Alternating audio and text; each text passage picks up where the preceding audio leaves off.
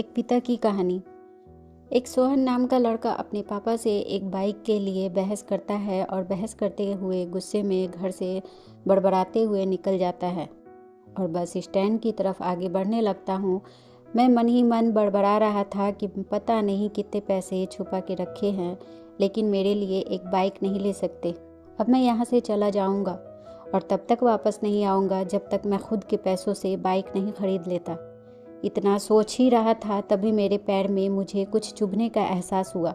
नीचे देखा तो समझ आया कि जल्दबाजी में मैं पापा के जूते पहन आया हूँ। उन जूतों में कील उभरी हुई थी जो मेरे पैर में बार बार घाव किए जा रही थी, लेकिन उस समय गुस्सा बहुत ज़्यादा था तो मैं बड़बड़ाते हुए आगे बढ़ता गया। एकाएक मुझे याद आया कि मैं पापा का पर्स भी साथ ले आया हूँ।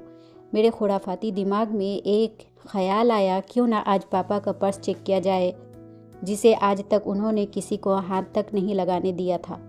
पता नहीं कौन सा खजाना छुपा है इस पर्स में जो किसी को हाथ नहीं लगाने देते थे। जब मैंने पापा का वह पुराना पर्स खोलकर देखा तो उसमें पैसे तो नहीं मिले, लेकिन पैसों की जगह पर एक डायरी रखी हुई थी।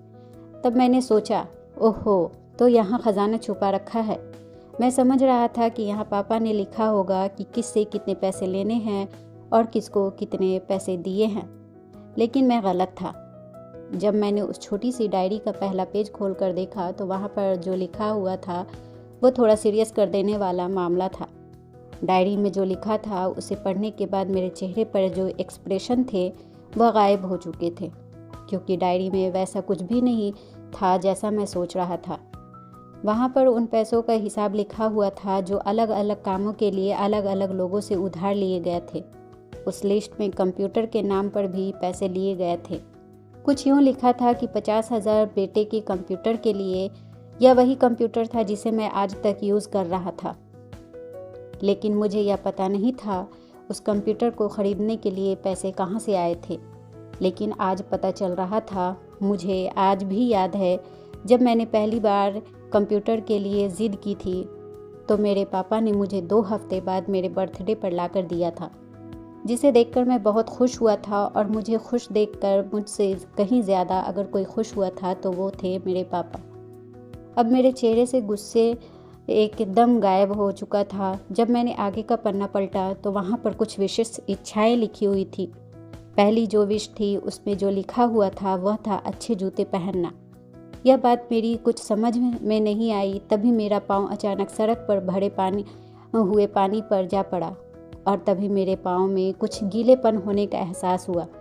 जब मैंने जूता उतार कर देखा तो उसका तलवा टूटा हुआ था। यह सोचकर देखकर मुझे डायरी में लिखी बात याद आ गई।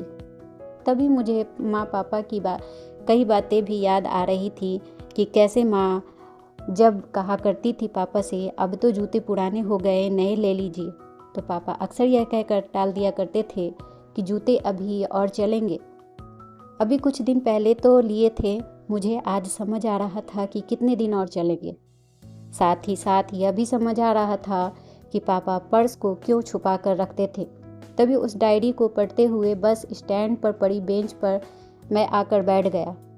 अब उस डायरी का आखिरी पन्ना बचा हुआ था। उस पन्ने को जब मैंने पलट कर देखा तो वहाँ कल की डेट लिखी हुई थी।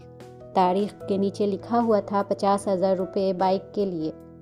बस इतना पढ़ा और दिमाग सन रह गया मेरा। अब मेरे मन में कोई शिकवा गिला नहीं बचा था, बस मेरी आंखों से आंसू बहे जा रहे थे।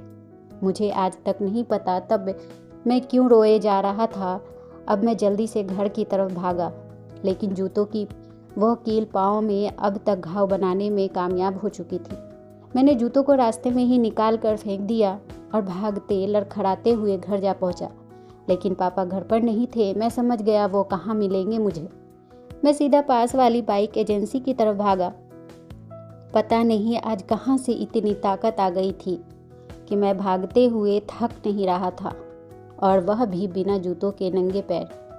जैसे तैसे मैं बाइक एजेंसी पर पहुंचा। पापा वहीं थे। मैंने पापा को दौड़कर गले लगा लिया और मेरी आंखों से आंसू रुकने का नाम ही नहीं ले रहे थे।